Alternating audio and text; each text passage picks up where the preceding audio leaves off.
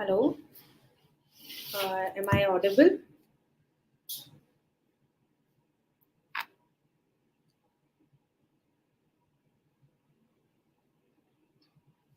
Okay, all right. So I have got a few list of questions or queries that were raised by you all. Okay, so starting with what is the weight loss diet plan that is required?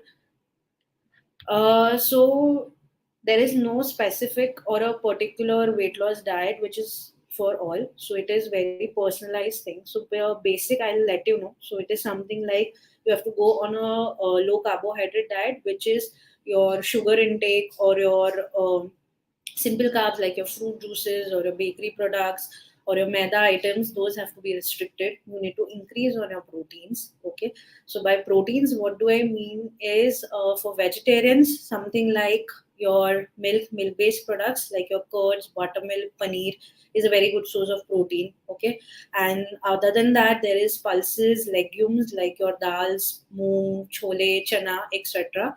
There is also known as soya and tofu, which is a soya paneer. That's a very good source of protein, right? Apart from that, for vegetarians, you can also add something like your eggs, fish, chicken.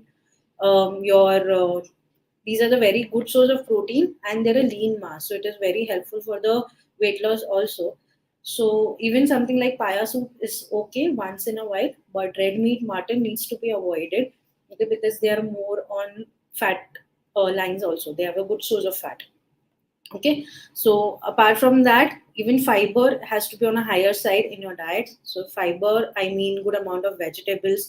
You have millets, various kinds of millets. You can replace your normal cereal, like your rice or your wheat. You can replace it with millets, like you have jawari, bajra, ragi. They are very good source and a high fiber containing millets, so easy for your weight loss also. Okay, and a little complex carbs. So again, you can reverse your simple carbs, or you have a diabetic history, or you fall in a pre-diabetic stage. So this is a very good replacement for your normal wheat and rice products. Okay, there is also something known as dalia, which is wheat again, but a little better in compared to fiber compared to your normal wheat atta. All right, coming on to the next question.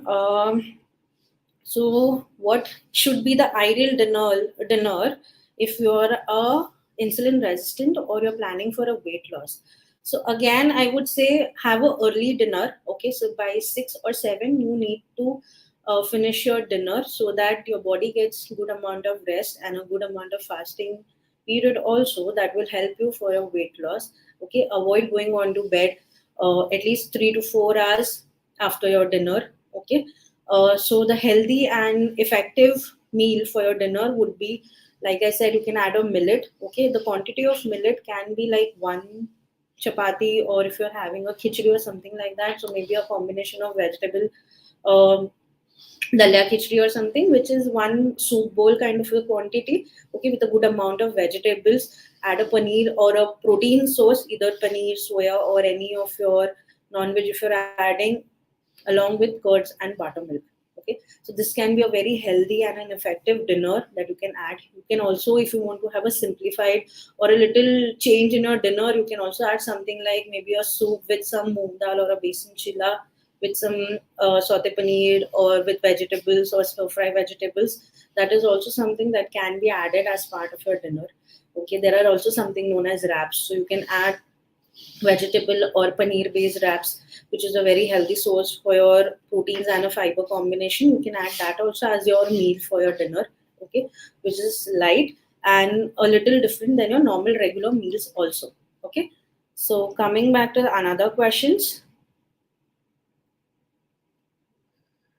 So we have, which is the best for my body type, rice or roti? Okay, so now this is again something very personalized, and there is nothing specific that you have a body type and something suits you or something doesn't suit you.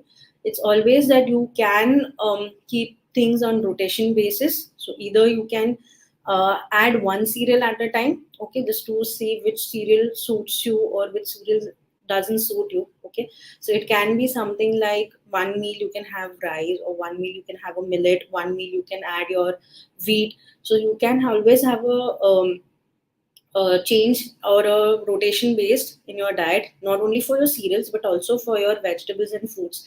Try and add as much variety of possible for your fruits and vegetables in your diet.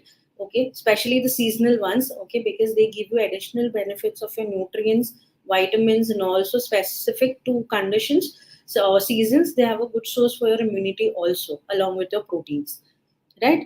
So after that, yes, paneer is very much safe in having in dinner. Okay, that is not going to lead to any kind of bloating or any gastric issues. Okay, so like I said, you can always add good amount of paneer or sprouts, okay, in boiled form, since it makes it easy for your digestion purposes also. Okay, along with good amount of fiber. So fiber is something that aids your digestion. You can also add curd or buttermilk, since that's a probiotic, right? So that is going to be helpful for your gut and for easy digestion also, to avoid concerns regarding your bloating or gas formation or any indigestion issues. And you okay, which rice is better and healthy, white, black, or brown? See, honestly, anything which takes a little more for your cooking, be it your red rice, so that is a little healthier compared to your normal white rice. Okay, but other than that, nutritive value wise, they are all on the same par. Okay, what you can do is you can always replace your rice also at times with your fadas, like your dalia. You have sprouted bajras also, which is easily available. You can make khichdis or any pulao or something like that with bajra sprouts, bajra also. You can also add quinoa instead of rice, which is again a very healthy source of fiber and a good cereal compared to your rice, if you're aiming for a weight loss or any sugar control or glycemic control. Okay. Apart from that, is stevia, consumption of stevia safe with coffee? Yes, stevia is completely safe when you have it with coffee, or you add it in your tea. That is okay. Only thing is, avoid cooking it on the gas, because there are some sweeteners or stevia related products which are not supposed to be cooked. So you can always read the labels and you can add it from the top and mix it along with your meals. That is completely safe. But again, if it is tablet form, do not exceed more than 2 tablets a day. Okay, so that is very important. And if it is your pouches or sachets, then again, 1 or 2 sachets a day is something very ideal and safe, which you can still continue throughout the day. Um, Okay, regarding your perianal abscess related query or constipation issues, so the one thing can be like, since if the weight is on a higher side, that also leads to indigestion and there are pressures to your gut. While and you have a high chances of getting bloating, constipation, you have to give more amount of pressure while passing your stools. That leads to damaging the anal area, where you are a high chances to get perianal abscess related issues. Okay, so the easy way or the best thing that you can add in your diet is a good amount of soluble fiber. So try and add fiber in each and every meal possible, so that the amount of fiber required throughout the day you are able to attain it. And with soluble fiber, I mean is something like you have leafy vegetables, you have your husk powder, that is your isabgol, you have your papaya, oranges. Okay, they are a very good, bananas, they are a very good sources of soluble fiber. Something like even oats is a very good source of soluble fiber. Okay, so these are some examples that can be added throughout your meals. Okay, and also something like curds and buttermilk, like I said, mentioned earlier, also they're a very good source of probiotic. And if you're issues regarding consuming curds, buttermilk, or you do not like it, there is also something known as sauerkraut, which is like a form, way of pickling your cabbage, which is a very good source as a probiotic for those who do not have milk or milk related products or are not comfortable with those. So you can use those also as your probiotic, since that will help to improve on your digestion issues and keep your gut healthy. And always remember, you need to have smaller but frequent meals. Okay, and hydrate yourself very well, because when you have a long gap or you give too much food to your gut, that leads to indigestion and other issues also. Okay, so Other than that, um, something to control your sugars and your BP. One thing very common is, yes, your simple sugars, like I mentioned in the start of the conversation. Your sugar, honey, jaggery, fruit juices, these all needs to be avoided when you want to have a sugar control or you're on a diabetic diet, okay, or you're looking for a strict weight loss diet also, okay. Apart from that, even something like your maida or your sago, that is your sabudana, those things have to be restricted, okay. Even something like the quantity of rice you're consuming at a meal, that needs to be restricted. You can also switch something to like one cereal meal. So at in a meal you can have only one kind of a cereal. You can add that so that the total amount of carbohydrate that you're having in a meal is restricted. Try and avoid having fruits along with your meals, specifically your lunch and dinners, because that increases the carbohydrate load, leading to give rise in your sugars also. So fruits can be consumed in between meals as a snack or as a filler, okay. So that is very helpful to control your sugars also. And always start a meal with a good source of fiber, be it in form of your salads or soups or anything like that. That is not only help you to control your sugar but also control your hunger and give you early satiety. That is very helpful to control a portion size also, right? And regarding BP, you need to control on your salt. So when what do you mean by you need to control on your salt? That doesn't mean the normal salt that you have or you add it in your food while cooking, that needs to be restricted. You should not do that because that leads to reduce in salt intake or a salt levels in your blood, and which is again a dangerous case. So with salt restriction, I mean is normal cooking salt is completely okay. And if I have to give you a limit, it is like 1 teaspoon throughout the day of salt is completely safe. You can consume that, right? 1 to 2 teaspoon, that is completely safe. Apart from that, the additional salt that you have, like if you have a habit of sprinkling your salt or chaat masalas or something like that on your fruits or salads, or in adding it in buttermilk or rice preparation or your chapati atta, so those have to be restricted. Whatever normal salt is required for your dal or your sabzi preparation is completely safe. You can continue with that. Even something like your packaged foods, preserved foods, or you have salted nuts, okay, or achars, papad, maida items, bakery items, these are something needs to be restricted, okay, because they are a very high sodium containing products. So those needs to be avoided if you are looking for a BP control, right? Apart from that, even for specific to non-vegetarians, you need to avoid something like your deep, we say dried fishes or your lobsters, prawns, crabs, since they're a very good source of salt and sodium again. So that is again something that needs to be avoided. Or you can restrict it the quantity. Fresh water fishes or the fatty fishes are very helpful because they have a good source of your omega 3 also. So that is again very helpful for BP control also, for sugar control also, and for heart health also. Right. And coming back to the last one, when you have been on a diet loss regime or a plan for a longer period of time, after achieving a certain amount of diet weight loss, the body gets very used to that pattern, and the weight doesn't budge further. So there is always a reason why you need a follow up, or you need to do some changes in your diet to break that plateau that was already set, so that you can achieve further weight loss, right? So that is very helpful.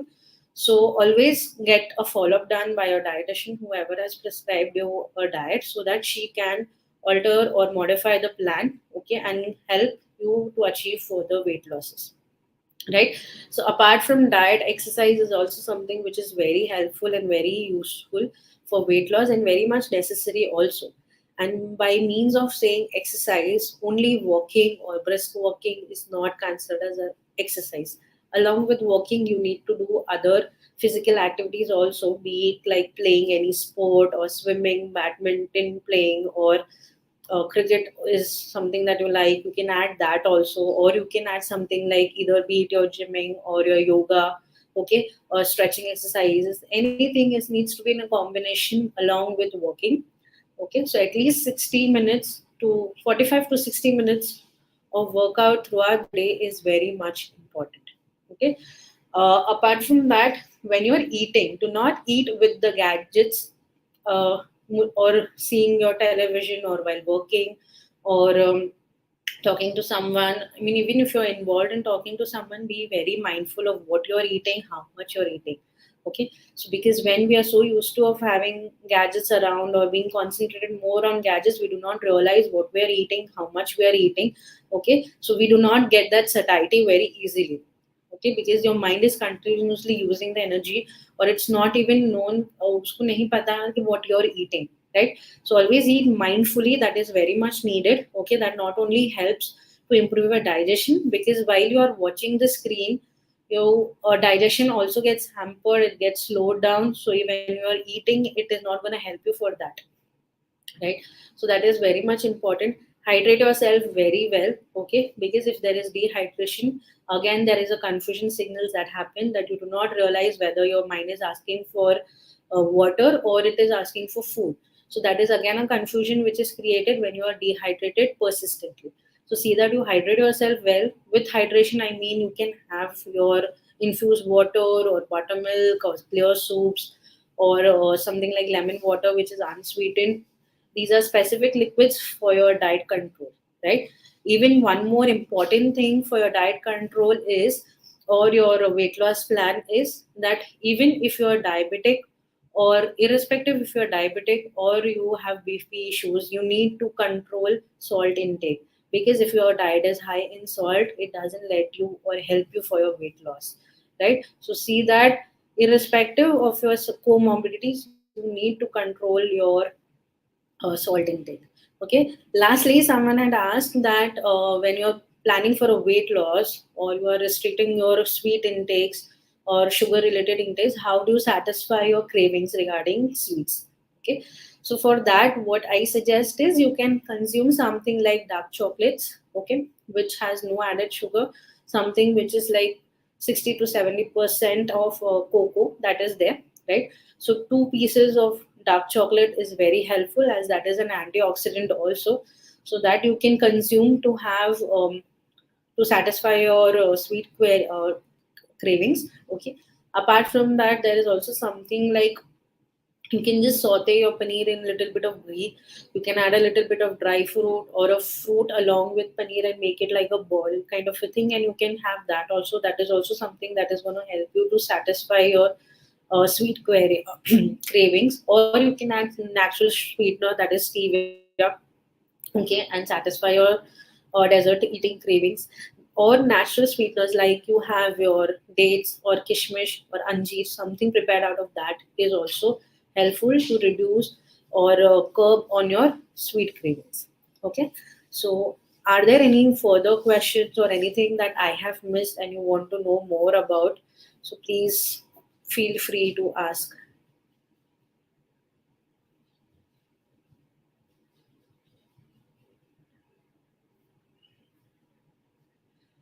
Okay, so if you're going to a gym and you want to have a fit and fine and cut shape body, so important is, in your diet, obviously protein is plays a very major role. Okay, so before going off to gym, have a citrus fruit. Okay, be it in form of your guava or anything which is a good source of vitamin C, that helps you for a better endurance also. Okay, since they're a very good source of antioxidant also, they help you to improve your BMR rate and improve and add on to get increase your fat loss. That is very much important. Okay, so you can always have a be it your what I said, kiwi या फिर cranberries हो गए या फिर आपकी guava हो गया, okay, आंवला वगैरह हो गया, anything those kind of fruit before going off to gym. And once you are done with gymming, in within 15 minutes, please have a protein source, be it in form of a protein shake or something. If you're a non-vegetarian, you can have boiled egg whites,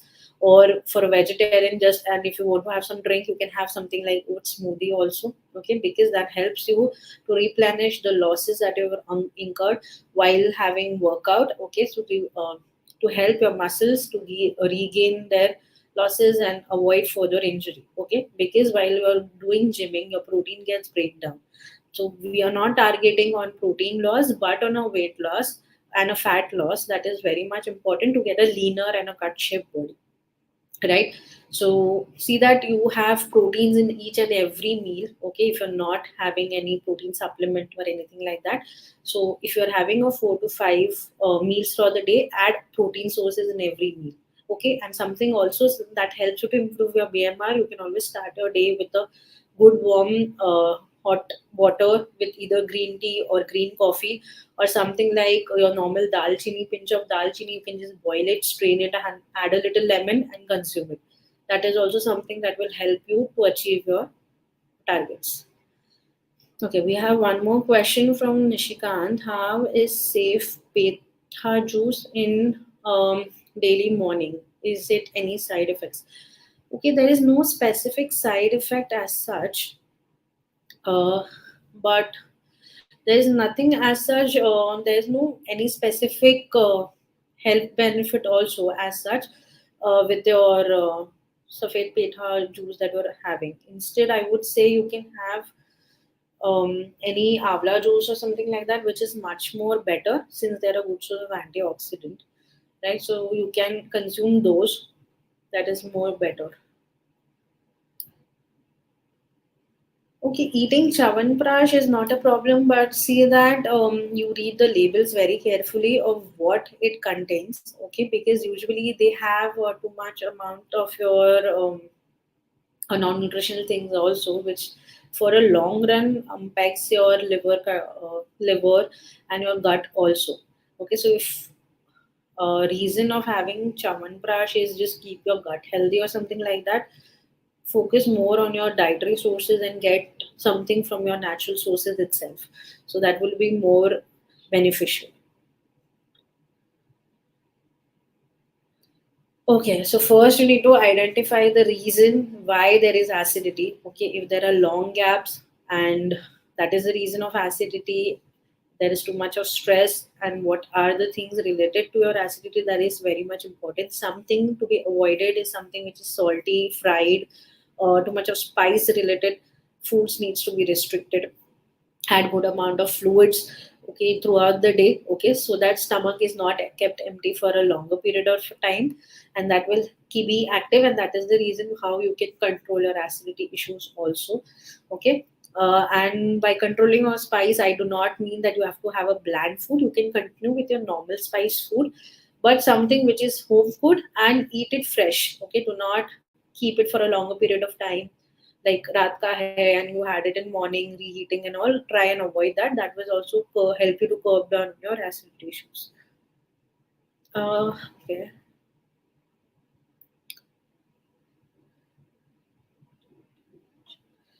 Okay, so to repeat myself again, for a diabetic and having a sweet cravings after your lunch and dinner, so first you need to know how much, I mean, the carbohydrate content throughout your meal, is it adequate or not? Okay, and sometimes it's not always about sweet cravings that you crave for, or your mind is asking, or your body is asking for. It is also amount the food or the quantity of food that you have given to your body compared to the doses of your medicine for diabetes or insulin that you have taken. So sometimes if the doses or the insulin or the medicine is a little on a higher side and you're not giving your body that much amount of food, then also you keep craving for sweets. That is very common. So firstly, have smaller frequent meals, and do something to crave your or curb your sweetness. Again, I would mention is your um, dark chocolate. Okay, 1 or 2 pieces of dark chocolate is very efficient. Second, you can have sweets prepared, or a milk based sweet like your simple kheer, okay, prepared from your milk, and you can add dalia or something like that, which is nutritious also. You can add stevia to it, which is a healthy sweetener or sweet, or a dessert. You can have that, okay, or you can just roast your paneer with a little sweetener, or maybe some dry fruits added to it to reduce your sweet cravings. Do you suggest two heavy meals or small meals? What about intermittent fasting? Okay. See, those both have their perks and both have their negative points also. So when I'm looking for an intermittent fasting, it is also helpful when you are looking for, it is a short term diet plan that you can go on, not something that I would recommend for a longer period of time. Okay, starting when I'm looking for a weight loss, I am already restricting my calories and nutrients intake and the protein intake. So intermittent fasting works because in 2 meals I can divide my nutrients, my caloric requirements. Okay, but when once you have achieved a plateau and you need to upgrade your status or come back to a regular routine, then intermittent fasting is not something that works.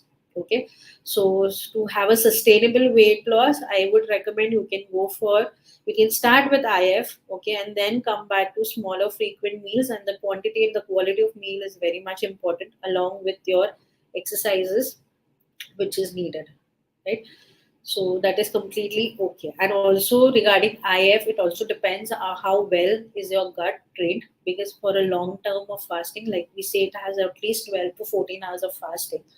So for that purposes also your gut needs to be very much active, and you need to have good amount of fluids in between, because for specifics for diabetics sometimes it also leads to drop in sugar or a hypoglycemic state also.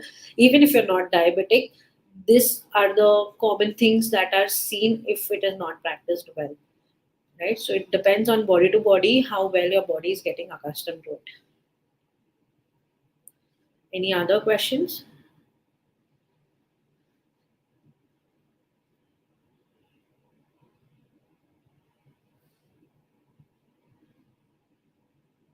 Mm, okay. Okay. Firstly, your coconut milk or your sesame seeds, replacing your animal fat with your vegetable fat is not something an ideal, because usually for animal consumption or a non-vegetarian consumption is moreover for your proteins. You can always opt for a lean sources of protein, be it your egg whites or your fish, chicken, which are a lean sources of protein with less amount of fat. So that is completely okay. For those, your replacement cannot be coconut milk or sesame seeds or your cashews, because they are more of, they do not have that much amount of protein that your non-vegetarian sources give. So this animal fat replacing with a vegetable fat concept is not correct. Okay, go for a leaner version to reduce your fat intake. That is completely okay. Also, coconut or your cashews is not something an ideal fat. Coconut milk is to some extent is still okay, but otherwise your coconut consumption, cashew consumptions, or peanut while preparing your meals or adding as a water or something like that is not very ideal, because that adds to the fat content. Sesame seeds or any combination of seeds are very helpful because they give you other um, zinc, selenium, and those nutrients also, and they help you to improve your immunity also and help you for your weight loss. So those are completely okay. You can have those. That's not a problem.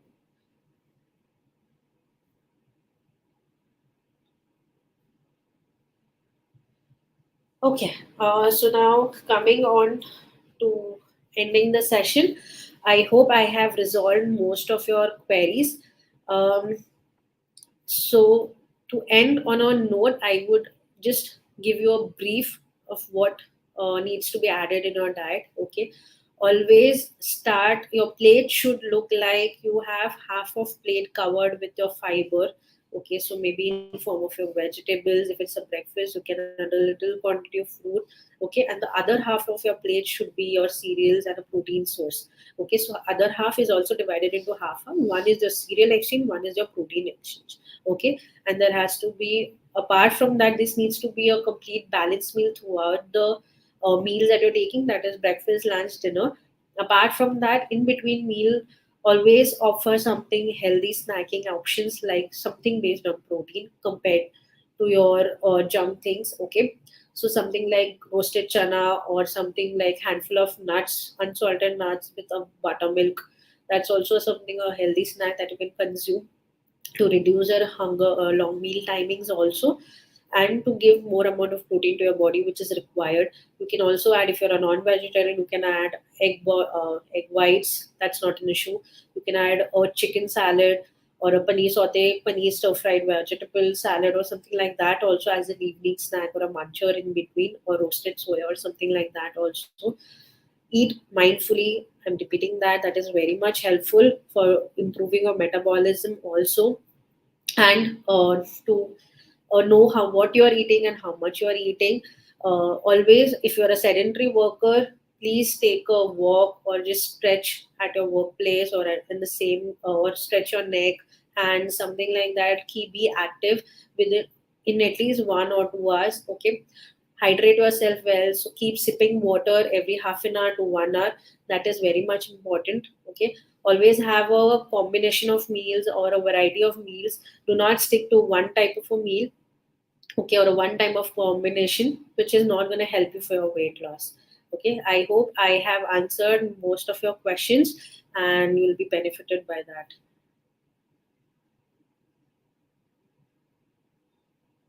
Thank you.